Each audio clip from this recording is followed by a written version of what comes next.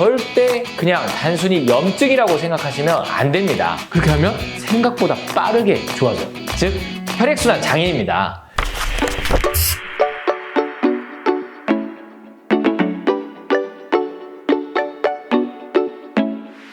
예, 안녕하세요. 박정환 의사입니다. 지난번에 이제 첫 영상을 올렸는데요. 주변에서 반응이 좋았어요. 잘한다.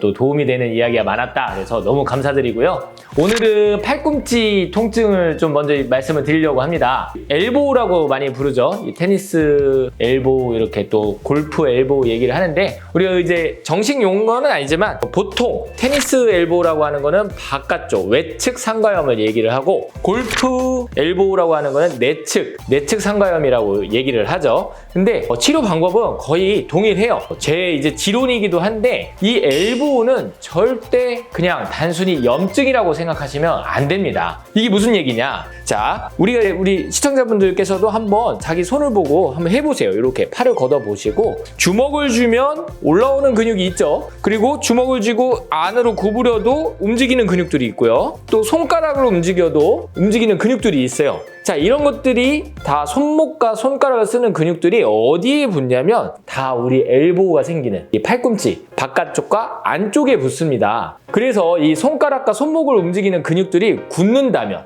즉 근육의 길이가 짧아져서 잘 늘어나질 못한다면, 또는 너무 늘어나 있어서 근육이 질겨져 있다면 어떤 현상이 일어나느냐? 자, 이렇게 한번 생각을 해보세요. 우리가 벽지가 있어요. 벽지가. 그 벽지에 끈끈이를 붙였어요. 끈끈이. 그리고 잡아당겨요. 벽지가 들뜨겠죠. 그런 현상이 이 팔꿈치에서 나타나고 있는 상황인데, 들뜬 벽지에 암만 접착제를 붙여봐야, 접착제를 발라봐야 그 벽지가 완전히 회복이 되려면 결국 그 잡아당기고 있는, 장력을 만들고 있는 그 끈끈이가 풀려야겠죠. 그렇지 않고서 계속 벽지 들뜨네 하면서 접착제를 발라봐야 효과가 없다는 뜻이에요. 근데 우리 몸에서는 그 끈끈이 역할을 하는 것이 바로 이 단축되어 있는, 굳어 있는, 기능을 잃어버린 근육이라는 뜻이에요. 그래서 지금 팔꿈치가 아프신 분이 있다면은 먼저 이제 체크를 좀 해보고, 그 다음에 제가 여기에 맞는 근육을 마사지, 지압하는 방법을 알려드릴 건데요. 근육만 풀리면 근육이 힘줄이 돼서 뼈에 붙는 그 골막의 들뜸이 좋아진다. 그 골막이 다시 원래대로 회복이 되면은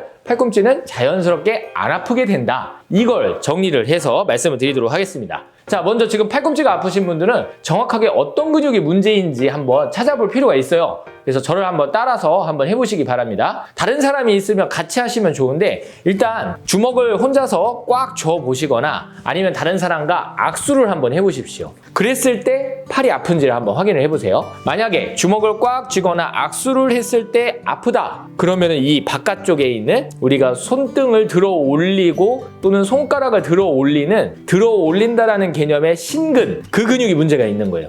그거는 이 외측 바깥쪽 엘보우 부위에 붙습니다. 그래서 주먹을 쥘 때 아프다, 악수를 할 때 아프다면 그 바깥쪽에서 조금 아래쪽을 잘 보시면은, 우리가 주먹을 쥐거나 악수를 쥘 때 볼록볼록 올라오는 근육이 있을 거예요. 그 근육을 이렇게 손등을 바깥쪽으로 해서 엄지로 한번 문질러 보세요.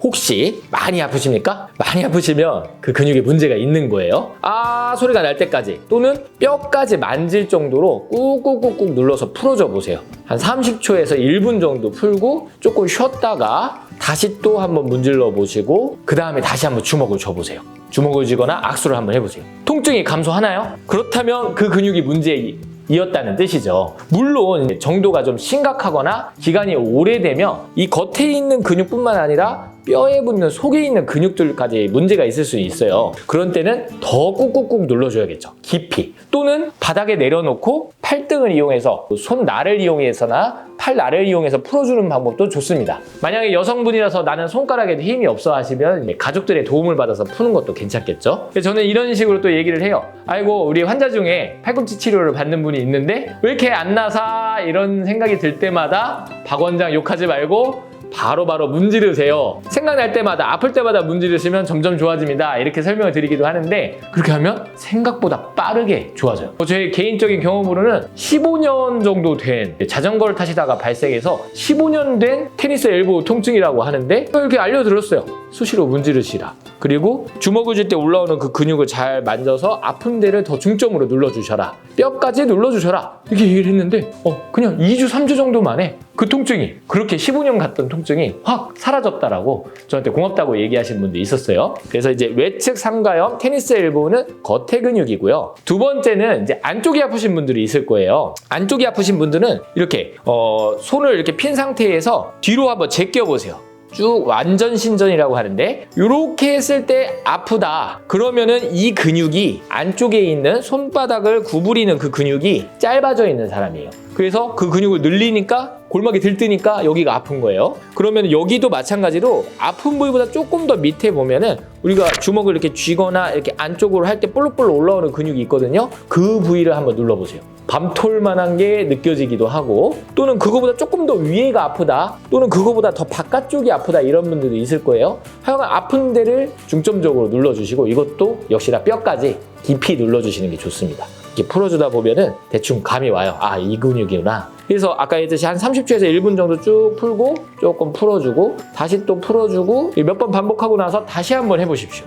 지금 아마 영상 보시는 시청자분 중에 진짜 신기하게 내 안쪽 아픈 게 좀 줄어드네? 이렇게 얘기하시는 분이 있을 거예요. 그렇게 하시면 돼요. 아주 간단합니다. 그 다음에 이제 세 번째 마지막은요. 짚을 때 아프다는 사람이 있을 수 있어요. 뭔가 이렇게 짚고 일어설 때 아파요 라는 분이 있어요. 그러니까 약간 손목을 구부린 상태에서 짚고 일어날 때 아프다는 분이 있으신데 그런 분들은 또 여기 회내 방형근이라고 하는데 이 요골과 척골 사이에 이어주는 그 근육이 좀 굳어있는 분들도 있어요. 간혹 있습니다. 그런 분들은 이제 여기 다 풀고도 아프다. 그렇다면은 이쪽을 중점적으로 그냥 이렇게 네모 형태로 문질러 주시면 됩니다. 만약에 이 근육을 문질렀는데 뭔가 좀 딱딱하게 느껴지는 게 있고 그걸 또 풀었더니 좋아졌다. 그러면 실제로 그 근육에 문제가 있었다는 뜻이에요. 그래서 이렇게 잘 풀어주시면 됩니다. 간단하죠? 뭐 어려운 거 없잖아요. 아픈 데 찾아서 문지르면 되는 건데 왜 문지르면 좋아지는 거예요? 이거 못 믿겠는데? 왜 그렇죠? 이렇게 되면은 이제 제가 말씀드릴 수 있는 게 모든 근육은 일을 하거나 활동을 하면은 피로가 쌓여요. 모든 근육은 피로가 쌓이는데